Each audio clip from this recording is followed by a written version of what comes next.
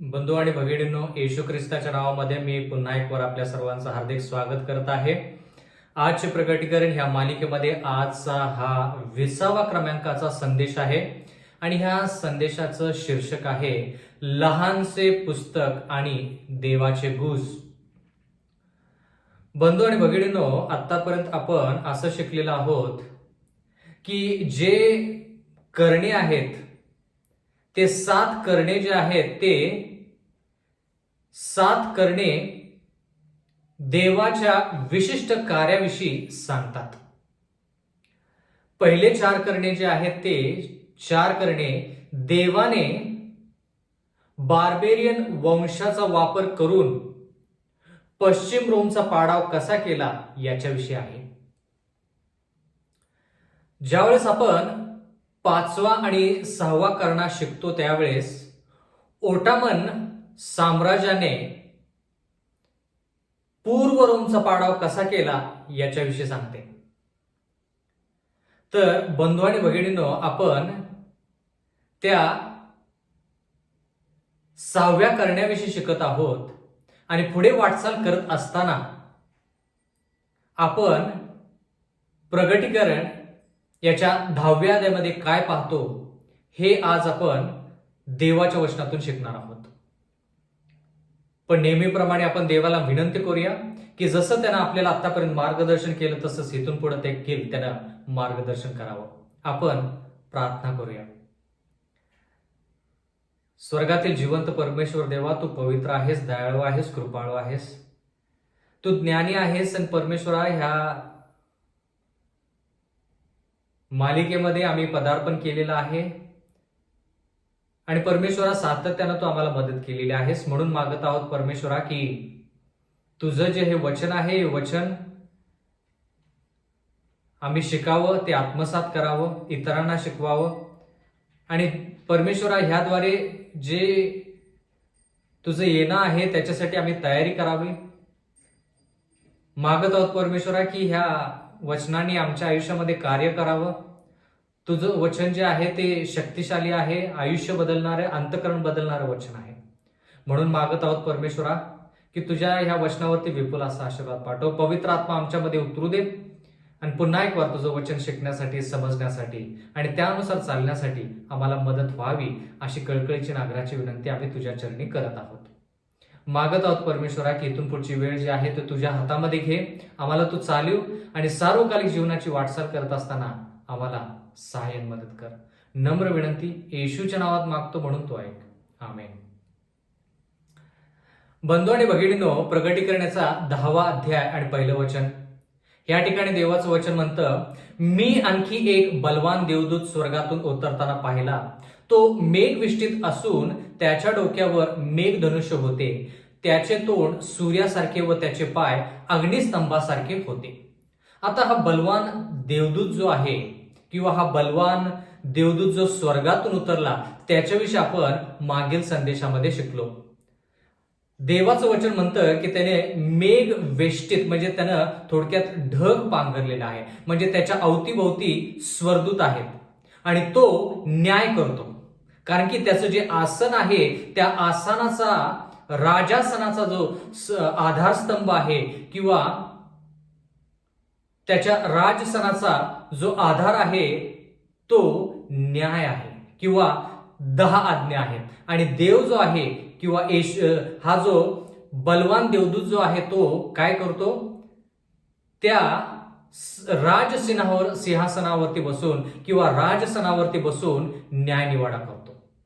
आणि तो न्यायनिवाडा कसा करतो? 10 आज्ञेद्वारे करतो. एवढंच नाही तर पुढे आपण याच्यामध्ये शिकलो, त्याच्या डोक्यावर मेघधनुष्य होते. मेघधनुष्य हे एका कराराला दर्शवते, एका अभिवचनाला दर्शवते. म्हणजे थोडक्यात ह्या ठिकाणी हा बलवान देवदूत जो आहे, जो स्वर्गातून उतरतो, तो अभिवचन किंवा करार करतो आणि म्हणतो की देव लोकांच्या अंतरपटावरती किंवा हृदयपटावरती, अंतःकरणावरती 10 आज्ञा लिहिल. म्हणजे थोडक्यात हा बलवान देवदूत जो आहे तो म्हणतो की मी एक करार करणार आहे. तो करार म्हणजे जे लोक देवाच्या इच्छेनुसार चालतात त्यांच्या अंतःकरणावरती 10 आज्ञा लिहिल्या जातील आणि त्यांची पापे जी आहेत ती पुसून टाकण्यात येतील, असं देवाचं वचन म्हणतं. म्हणजे बंधू आणि भगिनींनो, हा बलवान देवदूत जो आहे तो येशू ख्रिस्त आहे.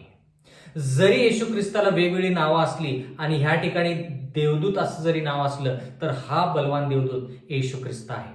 पुढे लिहिलेलं आहे, त्याचे तोंड सूर्यासारखे आहे. बंधू आणि भगिनींनो, प्रगटीकरणाच्या पहिल्या अध्यायामध्ये जो मनुष्याचा पुत्र आहे, ज्याच्याविषयी आपण वर्णन पाहिलं, त्याची मुद्रा जी आहे ती सूर्यासारखी आहे आणि तीच प्रचिती ह्या प्रगटीकरणाच्या 10व्या अध्यायामध्ये आपल्याला होत आहे. म्हणून बंधू आणि भगिनींनो, आपण असं म्हणत आहोत की हा बलवान देवदूत जो स्वर्गातून उतरला तो येशू ख्रिस्त आहे. त्याचे पाय अग्निस्तंभासारखे आहेत. आता अग्निस्तंभ म्हणजे आपण शिकलो त्यावेळेस, मागच्या संदेशामध्ये शिकलो की अग्निस्तंभ हा शब्द आपण इस्रायल लोक ज्यावेळेस मिस्र देशातून बाहेर आले, त्यांनी वचनदत्त देशाकडे ज्यावेळेस वाटचाल केली, त्यावेळेस येशू ख्रिस्त त्यांच्या संती दिवसाच्या वेळेस मेघस्तंभ आणि रात्रीच्या वेळेस अग्निस्तंभ असा होता.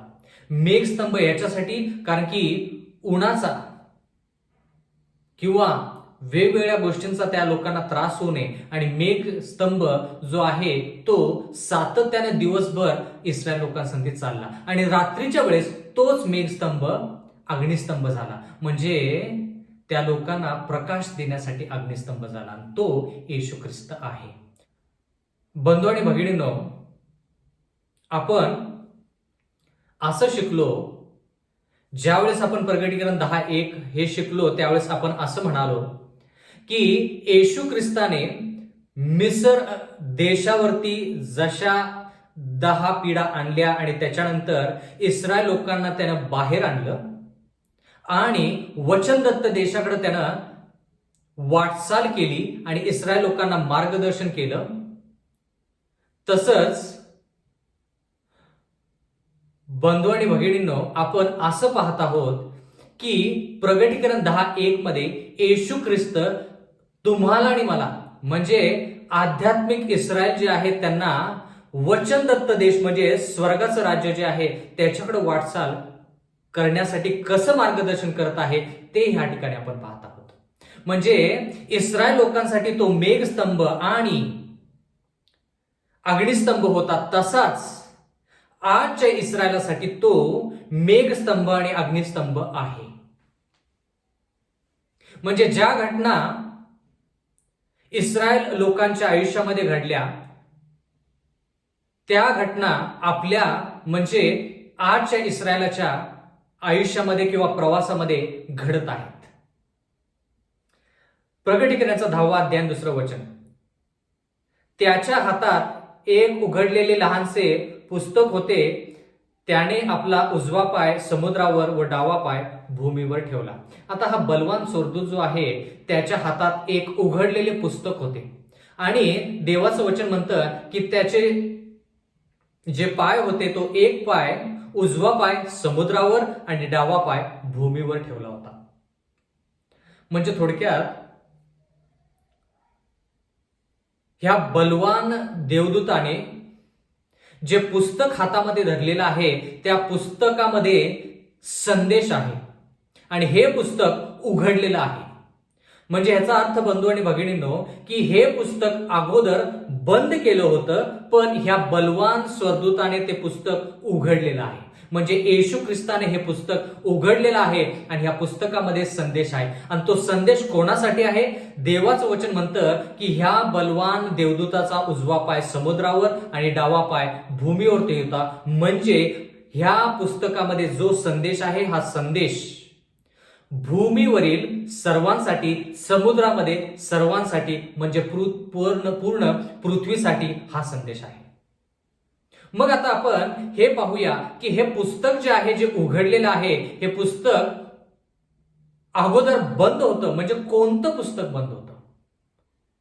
बंधू आणि भगिनींनो, कोणतं पुस्तक मुद्रित केलेलं आहे? आता ह्या बलवान स्वर्गदूताच्या हातामध्ये जे पुस्तक आहे ते लहानसे पुस्तक जे आहे, देवाचं वचन म्हणतं की त्या बलवान स्वर्गदूताने ते पुस्तक उघडलेलं आहे. जर ते पुस्तक उघडलेलं आहे तर त्याचा अर्थ हे पुस्तक बंद केलं होतं किंवा थोडक्यात मुद्रित केलं होतं. तर कोणतं पुस्तक मुद्रित केलं होतं त्याच्याविषयी आपण थोडा विचार करूया. दानिएलचा 8वा अध्याय आणि 26वा वचन. देवाचं वचन म्हणतं, हा जो अहोरात्रीचा दृष्टांत सांगितला तो खरा आहे.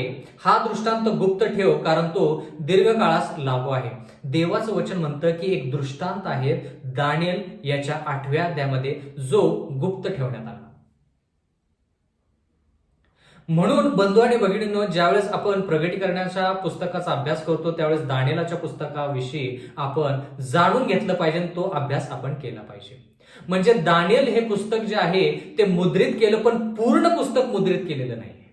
कारण की दानिएल 8 मध्ये ह्या ठिकाणी लिहिलेलं आहे की अहोरात्रीचा जो दृष्टांत आहे तो दृष्टांत गुप्त ठेवण्यासाठी सांगण्यात आला. म्हणजे थोडक्यात तो दृष्टांत फक्त मुद्रित करण्यात आला. कोणता दृष्टांत? दानिएलचा 8वा अध्याय आणि 14वा वचन. तो मला म्हणाला, 2300 दिवस त्यानंतर पवित्र स्थानाची शुद्धी होईल.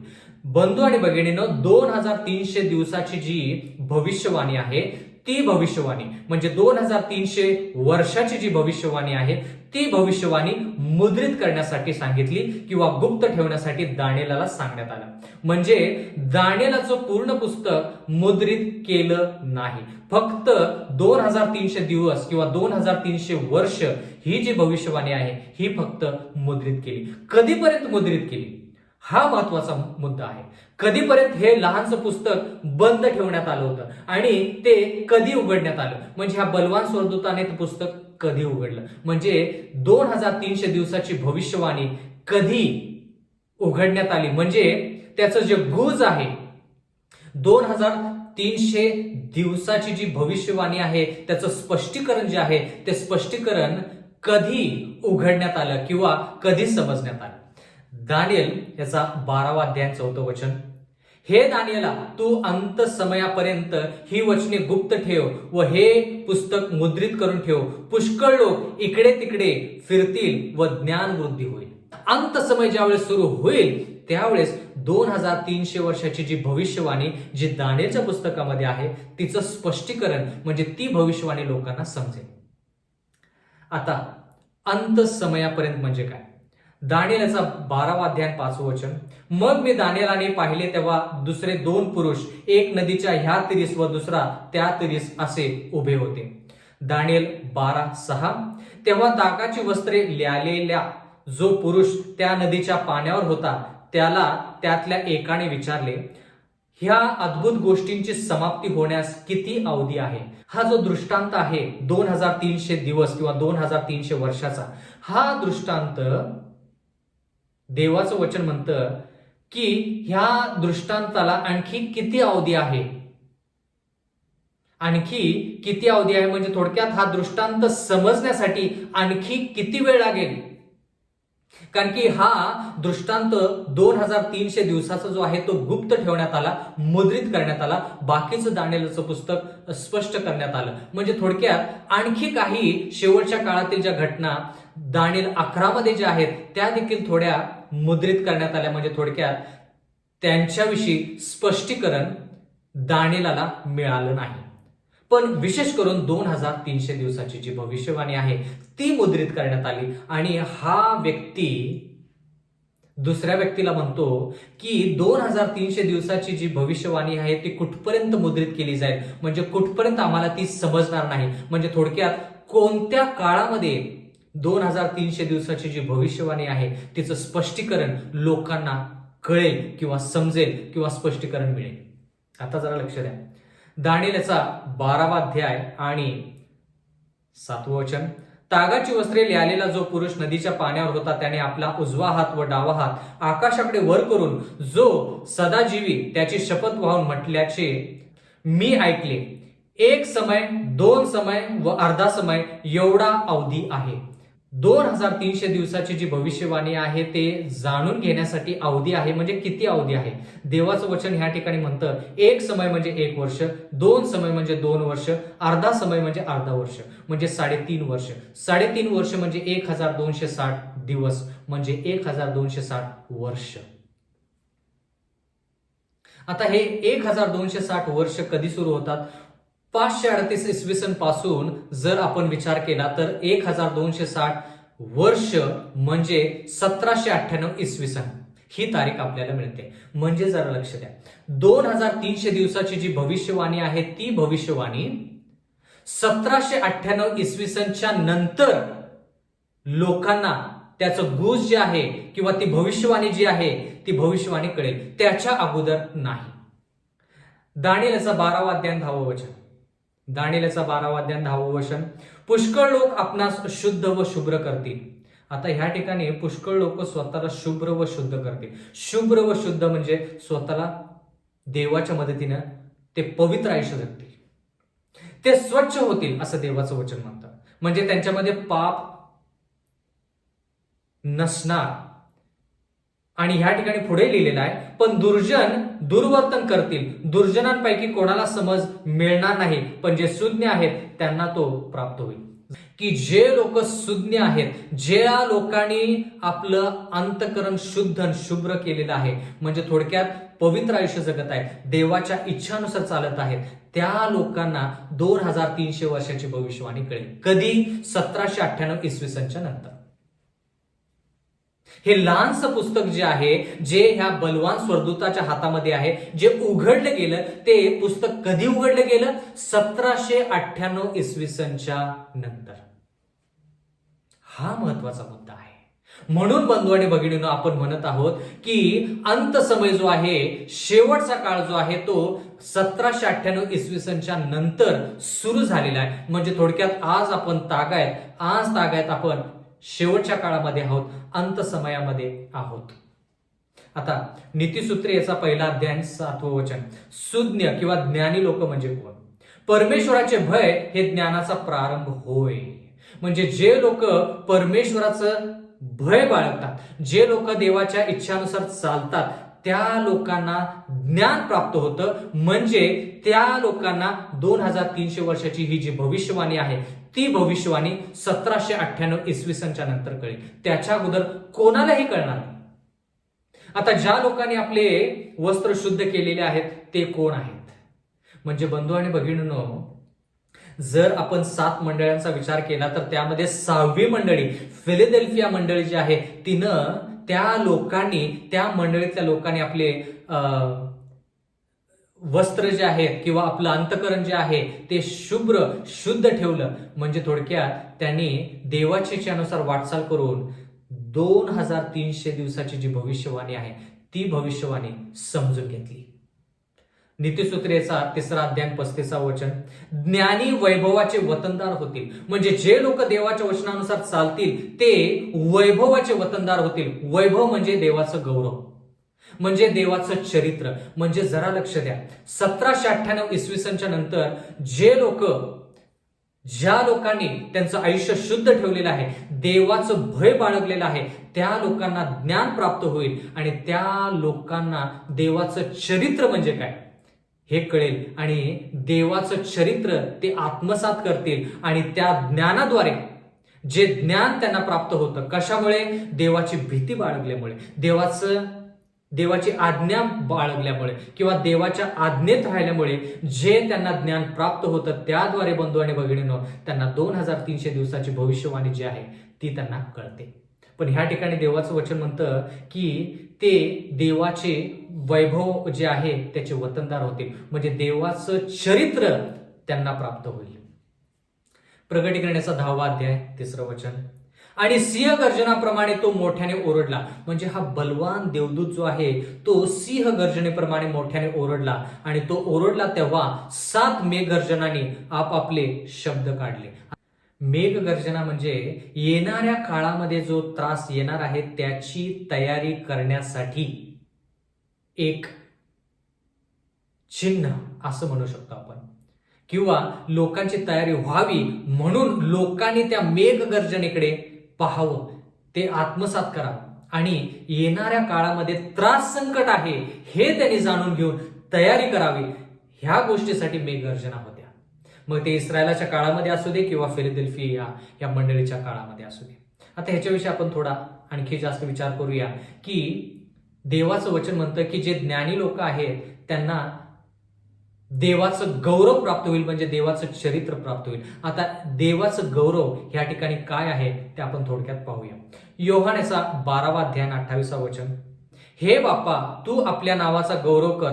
तेव्हा अशी आकाशवाणी झाली की मी ते गौरवले आणि पुन्हाही गौरवेन. म्हणजे येशू ख्रिस्त पित्याला म्हणत आहे की तुझ्या नावाचा गौरव होऊ दे. योहानेचा 12वा अध्याय 29 वचन. तेव्हा जे लोक उभे राहून ऐकत होते ते म्हणाले, मेघगर्जना झाली. दुसरे म्हणाले, त्याच्याबरोबर देवदूत बोलला. येशू ख्रिस्त पित्यासंती बोलत आहे, पण ज्या वेळेस आकाशवाणी झाली आणि पित्यानं सांगितलं की हा मी गौरवले आहे आणि पुन्हा मी गौरवेन, त्यावेळेस जे लोक हे संभाषण पाहत होते पित्यामध्ये आणि पुत्रामध्ये, त्या लोकांना वाटलं की मेघगर्जना झालेली आहे. मेघगर्जना झालेली आहे.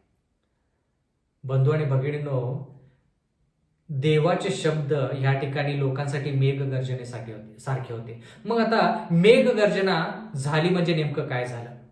योहानेचा 12वा अध्याय 30 वचन. येशूने उत्तर दिले, ही वाणी माझ्यासाठी नाही तर तुमच्यासाठी झाली. म्हणजे येशू ख्रिस्त म्हणत आहे, ही मेघगर्जना जी आहे, ही जी तुम्हाला ऐकू आलेली आहे, त्या लोकांना म्हणत आहे की ही तुमच्यासाठी झालेली आहे, माझ्यासाठी नाही. म्हणजे काय? जरा लक्ष द्या बंधू आणि भगिनींनो. योहानेचा 12वा अध्याय आणि 31 वचन. आता ह्या जगाचा न्याय होतो, आता ह्या जगाचा अधिकारी बाहेर टाकला जाईल.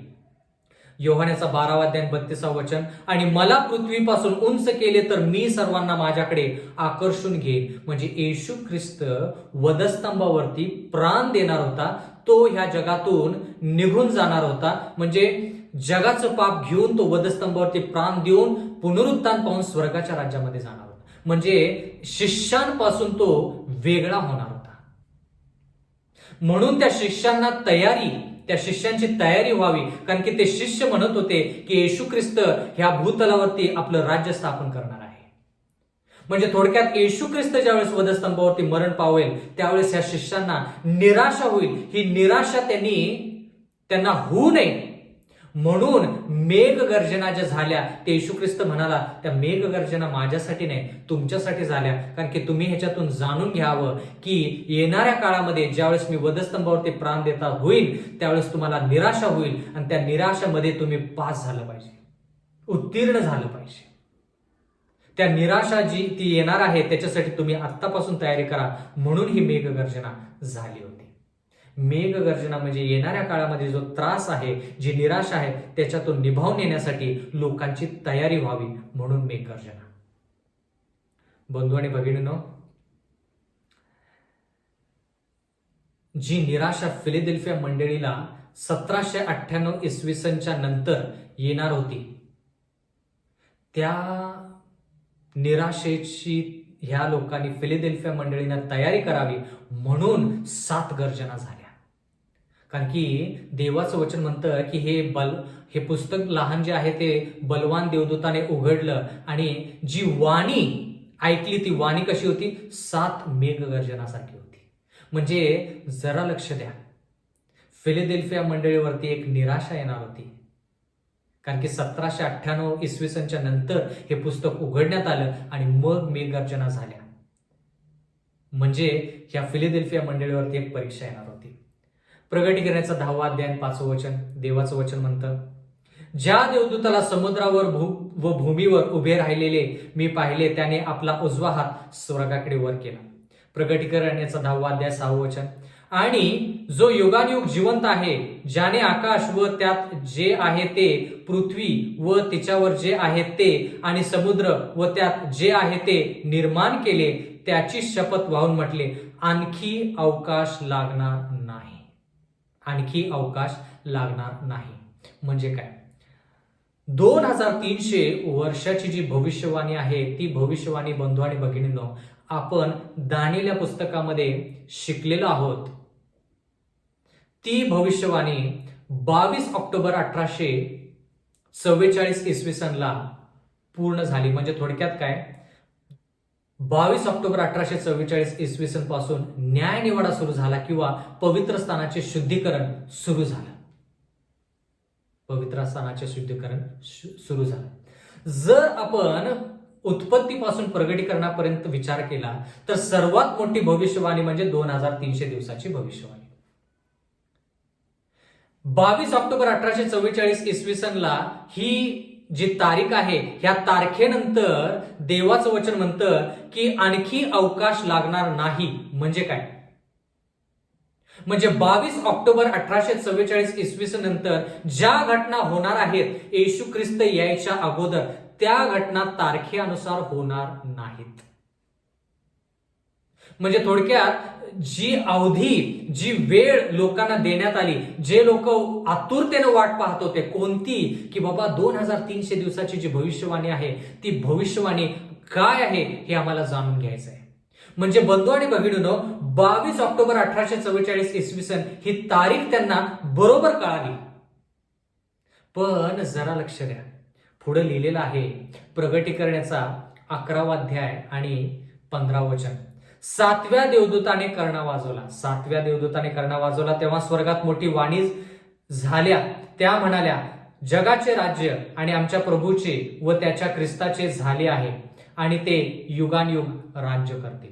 7वा कर्णा ज्यावेळेस वाजला त्यावेळेस बंधू आणि भगिनींनो काय झालं? देवाचं वचन म्हणतं की वाणी झाली. आता याच्याविषयी आणि थोडं शिकूया. प्रगटीकरणाचा 11वा अध्याय 19 वचन. तेव्हा देवाचे स्वर्गातील मंदिर उघडण्यात आले. त्याच्या मंदिरात त्याच्या कराराचा कोश दृष्टीस पडला आणि विजा चमकल्या, गर्जना व मेघांचे गडगडाट झाले, भूमिकंप झाला व मोठ्या गारांची वृष्टीही झाली. बंधू आणि भगिनींनो, देवाचं वचन म्हणतं की ज्यावेळेस 7वा कर्णा देवदूताने वाजवला त्यावेळेस देवाचं वचन म्हणतं की मंदिर उघडण्यात आले आणि कराराचा कोश त्या ठिकाणी योहानाने पाहिला. कराराचा कोश जो आहे तो बंधू आणि भगिनींनो परमपवित्र स्थानामध्ये आहे. माझी अशी आशा आहे की हे चित्र तुमच्या समोर तुम्हाला दिसत आहे. बंधू आणि भगिनींनो, कराराचा कोश जो आहे तो कराराचा कोश पवित्र स्थानामध्ये नसून परमपवित्र स्थानामध्ये आहे. म्हणजे थोडक्यात 22 ऑक्टोबर 1844 इसवी सन नंतर परमपवित्र स्थान जे आहे ते उघडण्यात आलं आणि त्या ठिकाणी कराराचा कोश जो आहे तो योहानाने पाहिला. थोडक्यात योहानाने पाहिला. म्हणजे थोडक्यात 7वा कर्णा जो आहे तो 22 ऑक्टोबर 1844 इसवी सन पासून सुरू झाला. 7व्या कर्ण्याची कारकीर्द 22 ऑक्टोबर 1844 इसवी सन पासून सुरू झाली आणि ते कधीपर्यंत? येशू ख्रिस्त दुसऱ्या वेळेस जोपर्यंत येत नाही तोपर्यंत तो कर्णा वाजवला जाईल. देवाचं वचन म्हणतं की प्रगटीकरण याच्या 10व्या अध्याय आणि 7व्या वचनामध्ये, तर 7व्या देवदूताची वाणी होईल त्या दिवसात, म्हणजे तो देवदूत कर्णा वाजवण्याच्या बेतात असेल तेव्हा देवाने आपले दास संदेष्टे यांना जाहीर केल्यानुसार त्याचे गुज पूर्ण होईल. म्हणजे देवाचे गुज पूर्ण होईल. कधी पूर्ण होईल? 7वा कर्णा ज्यावेळेस वाजवला जाईल त्यावेळेस देवाचे गुज पूर्ण होईल. आता देवाचे गुज म्हणजे काय? जरा लक्ष द्या बंधू आणि भगिनींनो, देवाचे गुज काय आहे? रोमकारास पत्र याचा 16वा अध्याय 25 पासून पुढे आपण ज्यावेळेस वचन वाचतो त्या ठिकाणी काय लिहिलेलं आहे? गुज म्हणजे रहस्य. देवाचे गुज, देवाचे रहस्य काय आहे? आणि 22 ऑक्टोबर 1844 इसवी सन पासून ते गुज पूर्ण होणार आहे. म्हणजे काय? आता जे रहस्य गत युगात गुप्त ठेवले होते परंतु आता जे प्रगट झाले आहे आणि सर्व राष्ट्रातील लोकांनी विश्वासाच्या अधीन व्हावे म्हणून सनातन देवाच्या आज्ञेने संदेष्टांच्या लेखांच्या द्वारे त्यांना जे कळवण्यात आले आहे त्या रहस्याच्या प्रगटीकरणाला अनुसरूनच माझ्या सुवार्तेप्रमाणे व येशू ख्रिस्ताविषयीच्या घोषणेप्रमाणे तुम्हाला स्थिर करण्यास समर्थ असा जो एकच ज्ञानी देव, त्याला येशू ख्रिस्ताच्या द्वारे युगानयुग गौरव असो. आमेन. आता देवाचं वचन म्हणतं की देवाचं जे गुज आहे, देवाचे जे रहस्य आहे ते रहस्य काय आहे? जे गुप्त ठेवण्यात आलं पण ते आता प्रगट झालेलं आहे. देवाचं वचन म्हणतं की येशू ख्रिस्ताच्या घोषणेप्रमाणे तुम्हाला स्थिर करण्यास सामर्थ्य असा जो एक ज्ञानी. स्थिर करणे म्हणजे येशू ख्रिस्तामध्ये स्थिरता. आता स्थिरता आणि येशू ख्रिस्तामध्ये स्थिरता म्हणजे काय? पहिले तिमोथेय याचा 3 अध्याय आणि 16 वचन. सुभक्तीचे रहस्य म्हणजे देवाचे रहस्य. सुभक्तीचे रहस्य निर्विवाद मोठे आहे. तो देहाने प्रगट झाला, आत्म्याने नीतिमान ठरला, देवदूतांच्या दृष्टीस पडला, त्याची राष्ट्रात घोषणा झाली, जगात त्याच्यावर विश्वास ठेवण्यात आला, तो गौरवात वर घेतला गेला. म्हणजे आपण जे पाहिलं रोमकारास पत्रेचा 16वा अध्याय आणि 25 आणि 26 आणि 27व्या वचनामध्ये, त्या रहस्याचे प्रगटीकरणाला अनुसरून माझ्या सुवार्तेप्रमाणे, म्हणजे देवाचे जे रहस्य आहे ते देवाची सुवार्ता आहे. देवाचे जे रहस्य आहे ती देवाची सुवार्ता आहे. आणि देवाची सुवार्ता काय आहे? बंधू आणि भगिनींनो, कलेसेकरास पत्रेचा 1 अध्याय 27 वचन. ह्या रहस्याच्या गौरवाची संपत्ती परराष्ट्रांमध्ये काय आहे हे आपल्या पवित्र जनांना कळवणे देवाला बरे वाटले. गौरवाची आशा असा जो ख्रिस्त तुमच्यामध्ये आहे तो ते रहस्य आहे. देवाचे रहस्य कधी पूर्ण होईल? देवाचं वचन म्हणतं ज्या वेळेस बंधू आणि भगिनींनो हे पुस्तक उघडण्यात आलं आणि ह्या बलवान देवदूताने शपथ वाहिली, म्हणजे थोडक्यात 22 ऑक्टोबर 1844 इसवी सन नंतर देवाचे रहस्य काय आहे ते पूर्ण होईल. देवाचे रहस्य म्हणजे देवाची सुवार्ता. रोमकारास पत्रेचा 16वा अध्याय आणि 25च्या पुढची जी वचनं वाचली त्यानुसार देवाचे रहस्य म्हणजे देवाची सुवार्ता. देवाची सुवार्ता काय आहे? कलेसेकरास पत्रेचा 1 अध्याय 27व्या वचनानुसार बंधू आणि भगिनींनो, जे सुवार्ता आहे, जी सुवार्ता आहे, जे कार्य त्या सुवार्तेद्वारे होतं, त्या सुवार्तेला देवाचं वचन म्हणतं की ते काय आहे? देवाचं रहस्य आहे. म्हणजे येशू ख्रिस्त आपल्यामध्ये, म्हणजे पापी लोकांमध्ये पाप देव आपल्याला पाप मुक्त करतो आणि येशू ख्रिस्त आपल्या अंतःकरणामध्ये कसा येतो, ह्या सर्व गोष्टी ह्याला रहस्य म्हटलेलं आहे आणि ते देवाचं रहस्य आहे. म्हणजे सुवार्ता काय आहे की पापी मनुष्य ज्यावेळेस येशू ख्रिस्ताचा स्वीकार करतो त्यावेळेस येशू ख्रिस्त त्याच्यामध्ये येतो.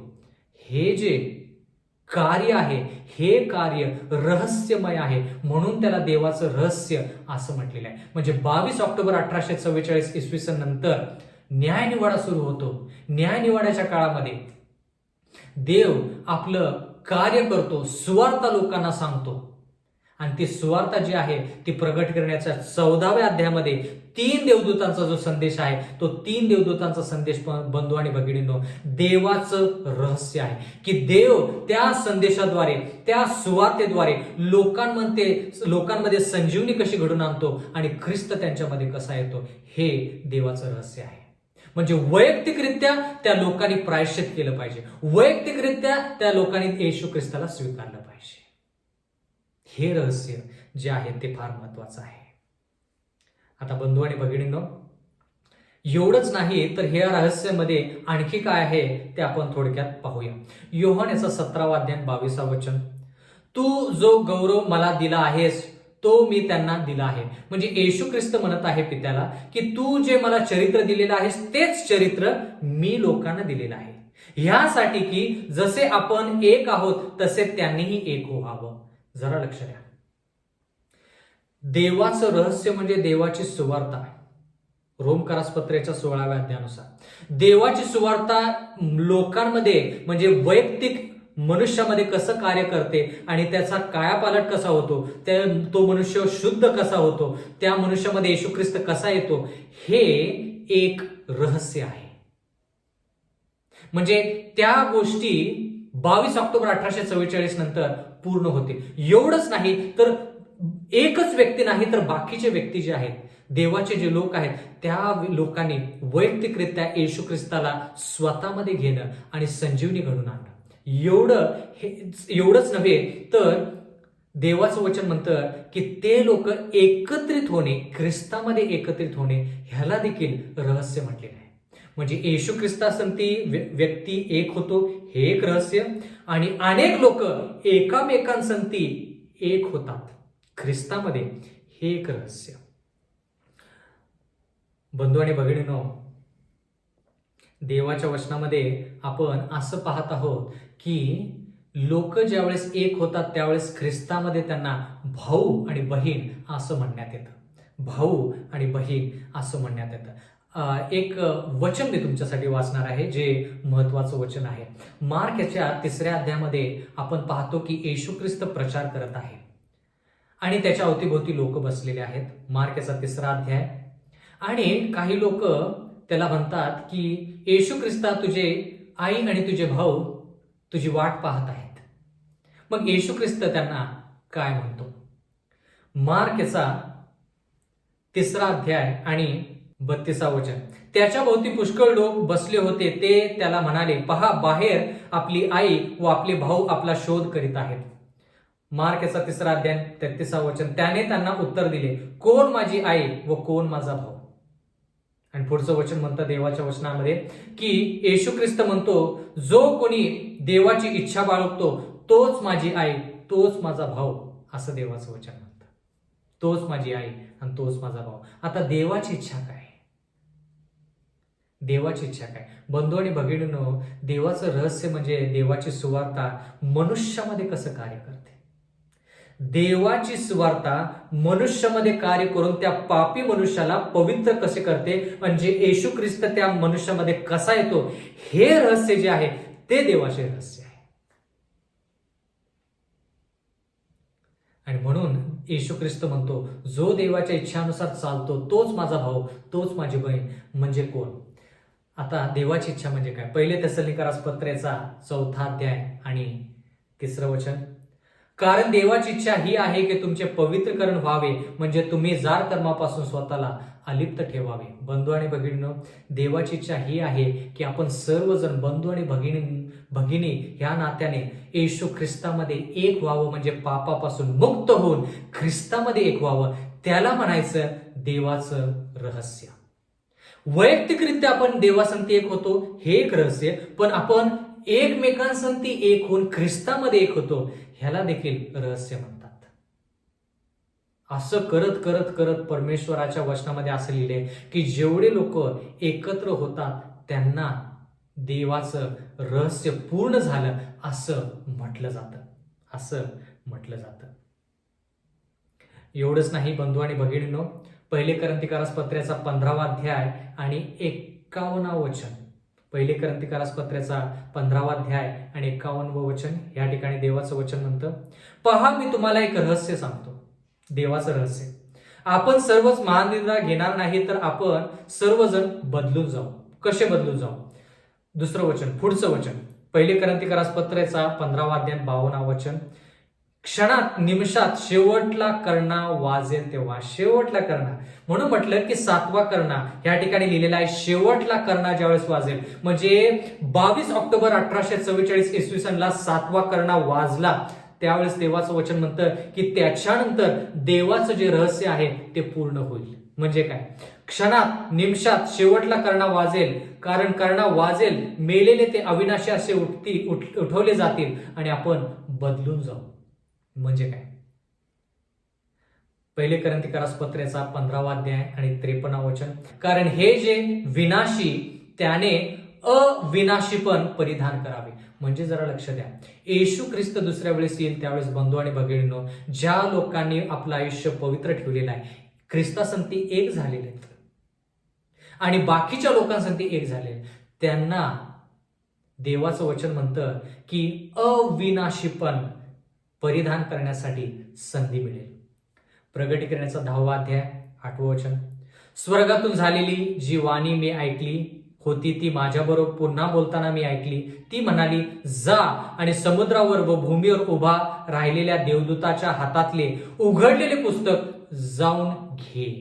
आता बलवान स्वर्गदूताकडे जे पुस्तक आहे ते पुस्तक घे असं देवाचं वचन म्हणतं. प्रगटीकरणाचा 10वा अध्याय 9वं वचन.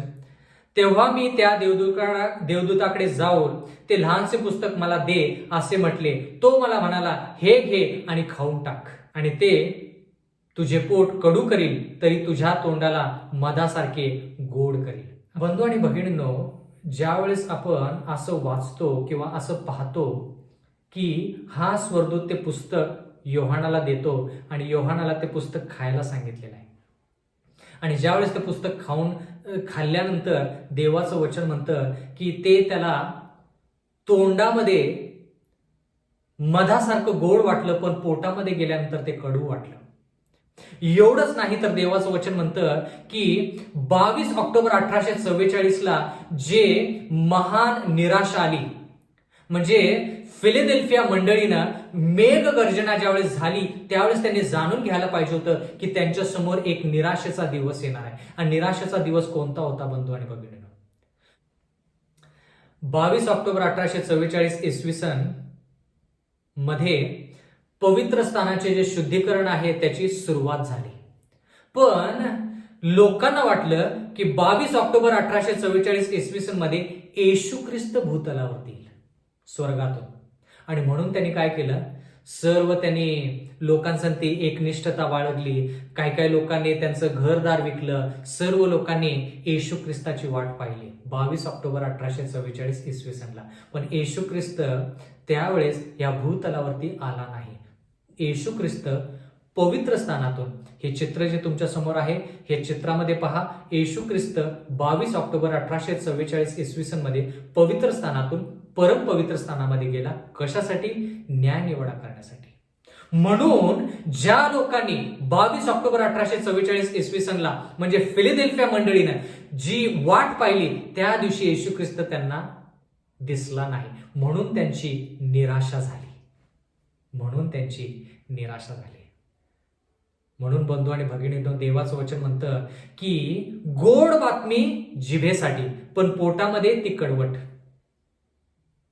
का? कारण की ज्यावेळेस लोकांना कळालं की 22 ऑक्टोबर 1844 ही तारीख त्यांना मिळालेली आहे, त्यांनी आतुरतेनं वाट पाहिली. कशासाठी? की येशू ख्रिस्त येणार आहे. पण येशू ख्रिस्त त्या दिवशी येणार नव्हता. येशू ख्रिस्ताचं येणं आहे पण त्या दिवशी नव्हतं. आणि ज्यावेळेस त्यांनी आतुरतेनं वाट पाहिली ती बातमी त्यांना चांगली वाटली. पण ज्यावेळेस ती बातमी त्यांना कळाली आणि ज्यावेळेस त्यांनी अनुभव केला की 22 ऑक्टोबर 1844 इसवी सनला येशू ख्रिस्त आला नाही, त्यावेळेस पोटासाठी ती गोष्ट कडवट होती. म्हणजे थोडक्यात तो जो संदेश होता तो त्यांना कडवट वाटला, म्हणजे त्यांची निराशा झाली. बंधू आणि भगिनींनो, महत्वाची वचनं आपण शिकत आहोत.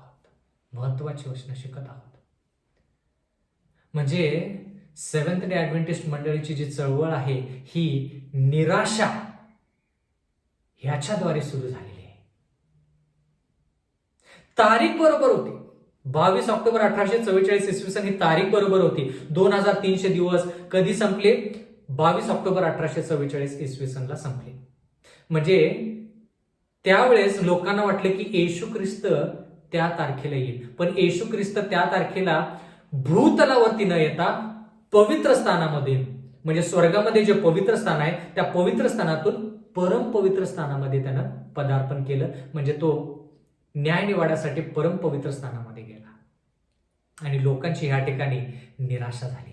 50,000 लोक, बंधू आणि भगिनींनो, 50,000 लोकांनी वाटचाल केली. म्हणजे थोडक्यात ह्या 50,000 लोकांनी वाट पाहिली, पण त्यातल्या लोकांनी निराशा झाल्यानंतर फक्त 50 लोक त्यांनी काय केलं? पुढे वाटचाल केली, देवावरती विश्वास ठेवला. बंधू आणि भगिनींनो, मोशेची देखील निराशा झाली, येशू ख्रिस्ताची निराशा झाली, योहान बाप्तिस्मा जो आहे त्याची निराशा झाली. शिष्यांना वाटलं की येशू ख्रिस्त जो आलेला आहे तो त्याचं राज्य स्थापन करेल, पण तो ज्यावेळेस वधस्तंभावरती प्राण देता झाला त्यावेळेस त्यांची देखील निराशा झाली. तसंच फिलाडेल्फिया मंडळीच्या लोकांची 22 ऑक्टोबर 1844ला निराशा झाली. आणि बंधू आणि भगिनींनो, देवाचं वचन म्हणतं, प्रगटीकरण याचा 10वा अध्याय 11 वचन, तेव्हा ते मला म्हणाले, अनेक लोक, राष्ट्र, निरनिराळ्या भाषा बोलणारे जे राजे यांच्या विषयी तू पुन्हा संदेश दिला पाहिजेस. म्हणजे देव ह्या लोकांना म्हणतो की तुमची निराशा झालेली आहे, मला माहित आहे. तुम्ही माझ्या येण्याची वाट पाहिली, मी त्या दिवशी आलो नाही, कारण की तारीख बरोबर होती पण घटना चुकीची होती. घटना काय होती? त्या लोकांना वाटलं की येशू ख्रिस्त येईल, पण घटना काय होती? येशू ख्रिस्त पवित्र स्थानातून परम पवित्र स्थानामध्ये न्याय निवाडासाठी गेला. घटना चुकीची, तारीख बरोबर होती. म्हणून देव म्हणाला की निराश होऊ नका, आता तुम्ही ही सुवार्ता जी आहे ती परत लोकांना सांगा, असं देवाचं वचन म्हणतं. आता जरा लक्ष द्या.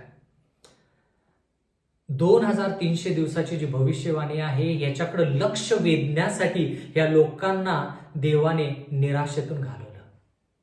म्हणजे न्याय निवाडा 2300 दिवसाची जी भविष्यवाणी आहे, न्याय निवाडा सुरू होईल म्हणजे पवित्र स्थान शुद्ध होईल, म्हणजे 22 ऑक्टोबर 1844 इसवी सन नंतर न्याय निवाडा सुरू होईल. ह्या गोष्टीकडे लक्ष वेधण्यासाठी ह्या लोकांना देवाने निराशेतून घालवलं. म्हणजे लोकांचं लक्ष 22 ऑक्टोबर 1844 इसवी सन कडे यावं. एवढंच नाही तर बंधू आणि भगिनींनो, मला एक वचन तुमच्यासाठी वाचायचं आहे. ते अतिशय महत्वाचं वचन आहे. बंधू आणि भगिनींनो, प्रगटीकरणाचा 10वा अध्याय आणि 6वं वचन. आणि जो युगानुयुग जिवंत आहे, ज्याने आकाश व त्यात जे आहे ते, पृथ्वी व तिच्यावर जे आहे ते, आणि समुद्र व त्यात जे आहे ते निर्माण केले, त्यांची शपथ वाहून म्हटले, आणखी अवकाश लागणार नाही. आणखी अवकाश लागणार नाही म्हणजे काय? 22 ऑक्टोबर 1844 इसवी सन नंतर बंधू आणि भगिनींनो, देवाचं जे रहस्य आहे ते पूर्ण होईल. म्हणजे काय? पवित्र स्थान शुद्ध केलं जाईल. म्हणजे काय? न्याय निवाडा सुरू होईल. म्हणजे काय? बंधू आणि भगिनींनो, 22 ऑक्टोबर 1844 इसवी सन पासून येशू ख्रिस्त येईपर्यंत ज्या घडामोडी होतील, जसं की आज आपण पाहिलेलं आहे न्याय निवाडा. अगोदरच्या संदेशामध्ये पाहिलं, राष्ट्रीय रविवारचा नियम येणार आहे, शिक्कामोर्तब होणार आहे, कृपेचा काळ संपणार आहे, पवित्र आत्म्याचा शेवटचा वळवाचा पाऊस पडणार आहे, 7 पिढा पापी लोकांसाठी, पवित्र लोकांसाठी याकोबाचा क्लेशाचा समय. या सर्व ज्या घटना घडणार आहेत त्या तारखेनुसार होणार नाहीत. म्हणजे शेवटची तारीख जे तुम्हाला पवित्र शास्त्रामध्ये मिळेल ती 22 ऑक्टोबर 1844 इसवी सन. त्याच्यानंतर देवाच्या ज्या घटना होणार आहेत त्या घटना वेळेनुसार होणार नाहीत. त्या घटना लवकर झपाट्याने होतील, असं देवाचं वचन म्हणतं. म्हणून बंधू आणि भगिनींनो, हा संदेश जो आहे, कोणता संदेश? 3 देवदूतांचा संदेश, की देवाचं रहस्य प्रगट करण्याची वेळ आलेली आहे. देवाचा न्याय निवाडा सुरू झालेला आहे. लोकांनी चरित्र त्यांचं जे आहे ते येशू ख्रिस्तासारखं केलं पाहिजे. पाप विरहित आयुष्य जगलं पाहिजे. येशू ख्रिस्त त्यांच्यामध्ये आला पाहिजे. लोक एकत्रित आले पाहिजेत आणि दुसऱ्या येण्यासाठी येशू ख्रिस्ताच्या लोक सज्ज झाले पाहिजेत. ही जी सुवार्ता आहे, ही सुवार्ता देवाचे रहस्य आहे. आणि ही सुवार्ता आपल्याला 3 देवदूतांचा संदेश जो आहे त्याच्यामध्ये पाहायला मिळते. आणि त्या सुवार्तेद्वारे लोक तयार होतील, येशू ख्रिस्तासारखे होतील आणि येशू ख्रिस्तासाठी ते तयार राहतील. बंधू आणि भगिनींनो,